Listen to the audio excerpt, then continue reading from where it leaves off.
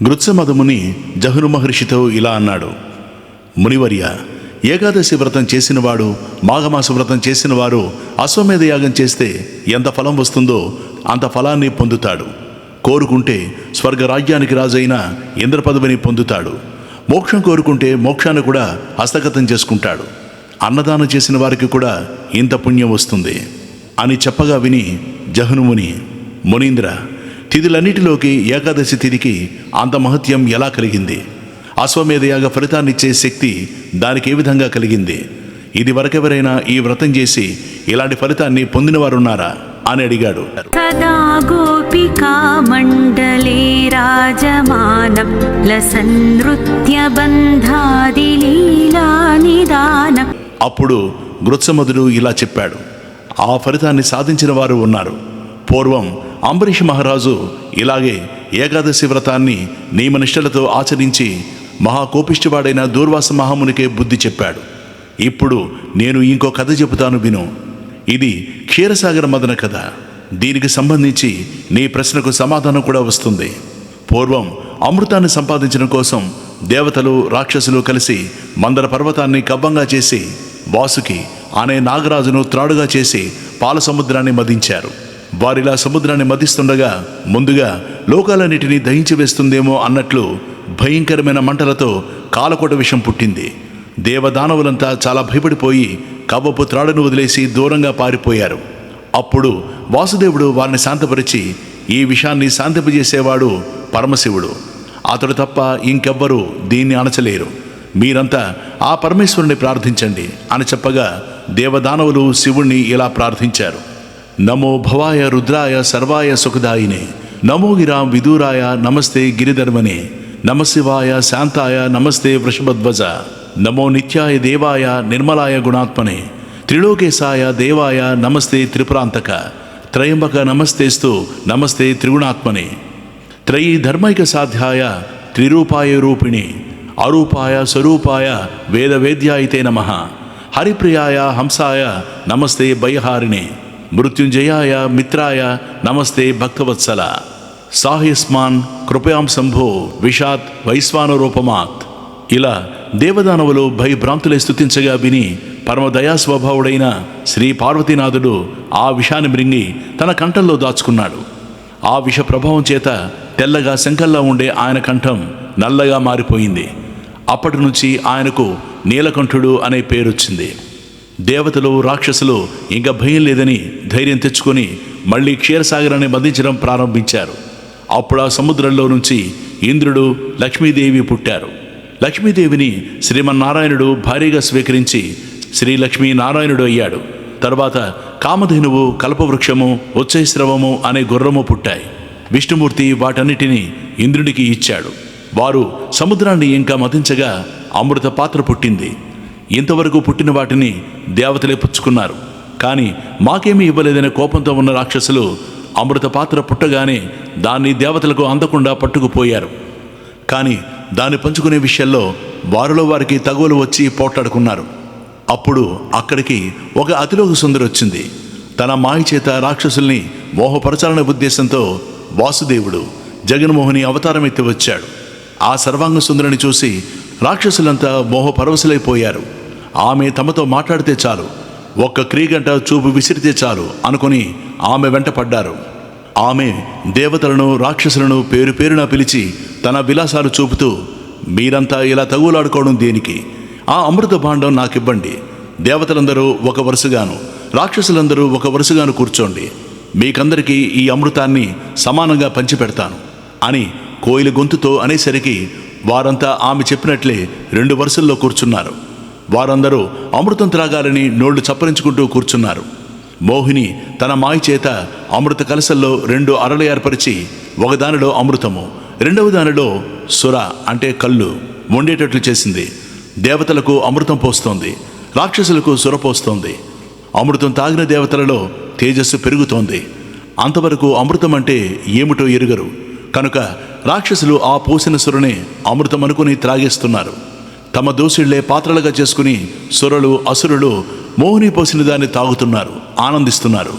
రాక్షసుల పంక్తిలో కూర్చున్న 2 రాక్షసులకు ఇదేమి విచిత్రం! దేవతల ముఖాలలో కళాకాంతులు, వర్చస్సు ఈ అమృతం తాగినందువల్ల పెరుగుతూ ఉన్నాయి. మన రాక్షసులలో అదేమీ లేదు. సరికదా, సముద్రాన్ని మదించిన శ్రమ తీరినట్లు కనిపించడం లేదేమిటి అనే సందేహం కలిగింది. వారు వెంటనే దేవతా రూపాలు ధరించి దేవతల పంక్తిలోకి కనురెప్ప వేసేటంతలో దూకారు. మోహిని అది గమనించలేదు. వారి చేతుల్లో కూడా అమృతం పోసేసింది.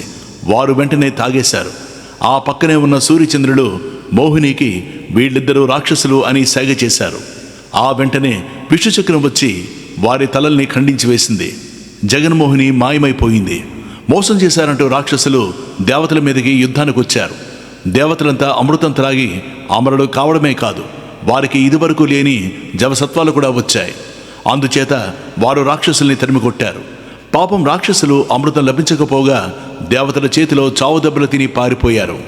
రాహుకేతువులు అమృతం తాగేశారు, కానీ అది గొంతులోంచి దిగుతుండగానే చక్రం వచ్చి కంఠాన్ని తెగ్గొట్టేసింది. దానితో వారిద్దరూ చావో బ్రతుకో తేలకుండా మధ్యస్థంగా ఉండిపోయారు. వారిద్దరూ దీనంగా నారాయణుణ్ణి, మాకీ పరిస్థితి భరిపరానిదిగా ఉంది, మాకేదైనా దారి చూపించు మహానుభావ అని ప్రార్థించారు. అప్పుడు శ్రీనాథుడు పూర్ణిమ నాడు షోడశకళ పరిపూర్ణుడైన చంద్రుణ్ణి, అమావాస్య నాడు సూర్యుణ్ణి మింగుతూ ఉండండి. పూర్తిగా మింగలేక మళ్ళీ వదిలివేసిన మృంగామన తృప్తి మీకు కలుగుతుంది, వెళ్ళండి అని వారిని పంపేశాడు. వారు ఆకాశాల్లో నివాసం ఏర్పరచుకున్నారు. ఛాయాగ్రహాలుగా వారికి శ్రీహరి నవగ్రహాల్లో స్థానం కల్పించాడు. ఇంద్రుడు మొదలైన దేవతలంతా అమృత కలశాన్ని తీసుకుని స్వర్గానికి వెళ్లారు. బ్రహ్మాది దేవతలంతా తమ తమ నివాసాలకు వేంచేశారు. ఈ గొడవ లేక కొంతసేపు అమృత భాండాన్ని దేవతలు సముద్రపు ఒడ్డున పెట్టారు. తిరిగి తీసుకునేటప్పుడు ఆ పాత్ర నుండి 2 అమృతపు చుక్కలు తొణికి నేల మీద పడ్డాయి. ఒక చుక్క నుండి పారిజాత వృక్షము, మరొక చుక్క నుండి తులసి మొక్క పుట్టుకొచ్చాయి. సత్యజిత్తు అనే శూద్రుడొకడు ఆ పారిజాత పుష్పాల సువాసనలకు, తులసి దళాల పరిమళానికి చాలా ఆకర్షితుడై ఆ 2 మొక్కలకు నీళ్లు పోసి పెంచాడు. క్రమంగా ఆ ప్రాంతమంతా పారిజాతాలతోనూ తులసి వృక్షాలతోనూ పెద్ద ఉద్యానవనంగా మారిపోయింది. సత్యజిత్తు ఆ పారిజాత పుష్పాలు, తులసి దళాలు దేవతా పూజలు చేసేవారికి అమ్ముకుంటూ కాలం గడుపుతూ ఉన్నాడు. ఇంద్రుడు ఒకనాడు విమానం మీద పెడుతూ పారిజాత పుష్పాలు చాలా మనోహరంగా ఉన్నాయని కొన్నిటిని కోసి స్వర్గానికి పట్టుకుపోయాడు. సచీదేవి మొదలైన అంతఃపుర స్త్రీలు వాటి అందచందాలను చూసి మెచ్చుకుని, మాకు రోజు ఈ పుష్పాలు కావాలని తెప్పించమని అడిగారు. దేవేంద్రుడు ఒక గుహ్యకును చూసి, నువ్వు భూలోకం నుంచి పారిజాత పుష్పాలు తెచ్చి సచీదేవికిమని ఆజ్ఞాపించాడు. వాడు రోజు పువ్వులు కోసి సచీదేవికి ఇస్తూ ఉండేవాడు. ఈ సంగతి తోట యజమానికి తెలియదు. కొన్నాళ్లకు పూలు తగ్గిపోతున్నాయి. ఆ కాపు గమనించి రాత్రివేళ కాపలాగా కూర్చున్నాడు. గుహ్యకుడు పువ్వులు కోస్తుండగా వాణ్ణి పట్టుకోబోయాడు కాపు. దివ్యశక్తులు ఉండబట్టి గుహ్యకుడు కాపుకు దొరకలేదు. కాపు ఉపాయంతో దొంగలను పట్టుకోవాలనుకున్నాడు. శ్రీపతికి పూజ చేసిన నిర్మాల్యం పుష్పాలను తోటంతటా చల్లాడు. గుహ్యకుడు ఎప్పట్లాగే పూల కోసం వచ్చి శ్రీహరి పూజ నిర్మాల్యాన్ని దాటడమే కాదు, తొక్కాడు కూడా. దానితో ఆ గుహ్యకుడికి దివ్యశక్తులని నశించాయి. ఆకాశగమన శక్తి కూడా పోయింది. సత్యజిత్తు వారిని పట్టుకుని, ఎవడువు నీవు? నిన్నెవరు పంపారు? నా తోటలో ప్రవేశించి పువ్వులని దొంగతనంగా కోసుకుపోతున్నావేమిటి అని గద్దించి అడిగేసరికి వాడు, నేను ఇంద్రుని సేవకుడును, ఇంద్రుడు తెమ్మంటేనే నేను ఈ పూలు కోసుకుపోతున్నాను, కానీ ఈ రోజున బుద్ధిమంతుడివైన నీకు దొరికిపోయాను అని చెప్పాడు. కాపువాడు అతనిని ఏమీ అనలేక అతన్ని విడిచి ఇంటికెళ్ళాడు. గుహ్యుడు కూడా ఉద్యానవనంలోనే ఉండిపోయాడు. జాలపాలం కషత్కంఠమాలం శరచంద్రబాలం మహాదైత్యకాలం నభో నీలకాయం దురావారమాయం సుపద్మా సహాయం భజేహం భజేహం